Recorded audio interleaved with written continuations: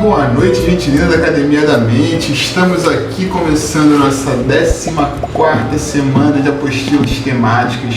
Esse mês de maio estamos papeando sobre os sentidos, pessoal. Começamos falando sobre o tato na semana passada e nessa semana temos a boa apostila falando da visão e da audição.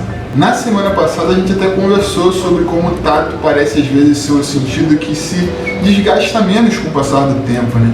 Mas se formos pesquisar um pouco mais, isso ocorre com todos os sentidos. A gente no mês passado conversou sobre como que mudanças nas capacidades cognitivas muitas vezes nos fazem sentir-se fora do jogo, né? E acontece isso também com os sentidos. Os sentidos, eles com o tempo às vezes se desgastam um pouco e isso faz com que a gente se sinta, agora já era, agora chegou a idade.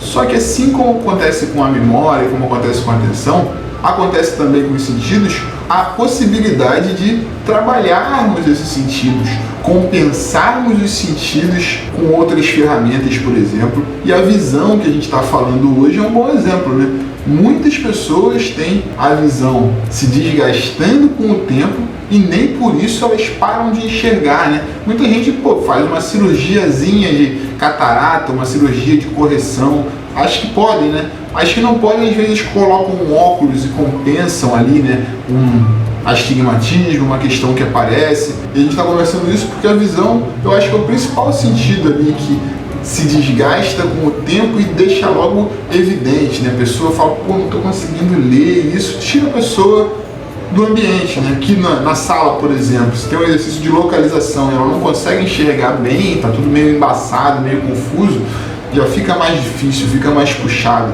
Então, compensar pequenos problemas aí da visão é importante, estar atento a ela, indo ao oftalmologista. E isso é só uma parte, né, do que a gente vai conversar essa semana. Aqui na sala temos dinâmicas diferentes aí para trabalhar capacidades diferentes. Vamos ter dinâmicas para trabalhar a visão, vamos ter dinâmicas para trabalhar também a audição, que está sendo falada aqui nessa apostila. Mas para agora a gente pode começar a olhar nossos exercícios. O primeiro é o passarinhos. Tá ali na primeira folha, passarinhos foram postos ali, eles estão pequenininhos, com números pequenos, então a visão vai ser importante nesse momento. A gente tem que discernir ali, né, qual passarinho é qual, botar o valor deles na linha e depois completar todos os quadradinhos ali em branco, com o total daquela linha dos passarinhos, ok? Exercício que trabalha a capacidade visual, juntando um pouco com a capacidade matemática. Descendo um pouco, a gente traz o caminho número 1, exercício de memória, em que diz o enunciado assim, memorize a ordem das formas para depois realizar o caminho correto. Então,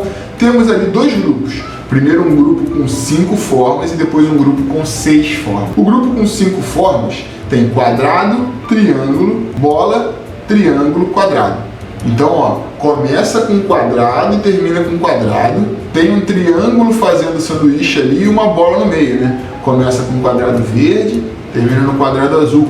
Essas informações são as coisas que a gente tem que memorizar, porque quando a gente vira lá na página número 2, temos dois grupos colocados. Bom, eu lembro, começa no quadrado verde, aí vai para o triângulo amarelo, aí vai para a bola, depois triângulo de novo fazendo sanduíche e finaliza no outro quadrado azul. Lembra o que a gente memorizou? Então, esse é o exercício. O caminho depois vai crescendo, o grupo vai ganhar 6 formas, depois ganha mais, mas por enquanto só isso, né? Virando lá na página número 2, no topo a gente tem os sombras colocados lado a lado. Ali nós temos 5 guitarras e 5 sombras. Do lado direito as guitarras estão numeradas, as coloridas, né?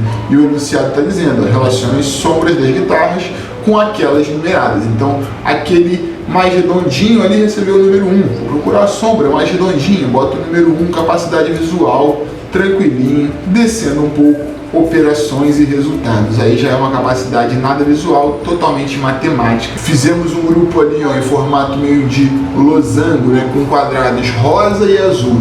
Os quadrados azuis têm as operações, os quadrados rosas têm os totais e a gente tem que completar todos eles, de acordo com as dicas que já estão postas lá, né? Então, por exemplo, eu tenho ali no canto inferior esquerdo 13 mais 6, eu já sei que eu vou completar o próximo quadrado rosa ali com 19. Então eu tenho 19 e 11 ali, faltando um espaço no meio, eu vou ter que botar o que? Menos 8. certo? Vocês conseguem fazer descendo um pouco, voltamos para o caminho que a gente viu que está lá na página número 1, descendo um pouco, vamos para o dominó número 1, à esquerda temos uma tabela que ao centro tem o número 8 e o enunciado está dizendo, ó, distribua as peças de modo que a soma dos números de todos os lados seja sempre destacada ao centro. Então a soma nesse caso é 8. Temos as peças ali 1 e 1, 0 e 4, 4 e 3, 2 e 6. Como é que eu vou colocar essas peças distribuídas naquele jogo? Posso colocar peça em pé, posso colocar peça deitada. O importante é que todas as linhas e colunas ao fim somem 8, pessoal. E a gente finaliza essa primeira parte aqui da apostila com rotação número 1 lá embaixo. Um grupo se encaixando no outro ali, ó. E aí a pergunta é, observe a rotação e marque a opção correta. Na verdade não é nem uma rotação, né? É mais um encaixe que está acontecendo ali, mas é até bom a gente ver se o nome do exercício induz a gente a resolver de alguma maneira. Mas a proposta aí é descobrir, né, qual daquelas 4 opções é referente ao combinado daquelas 2 formas ali, certo? Para hoje é só isso. Quinta-feira a gente volta trocando um pouquinho mais de ideia. Grande beijo e até lá, pessoal!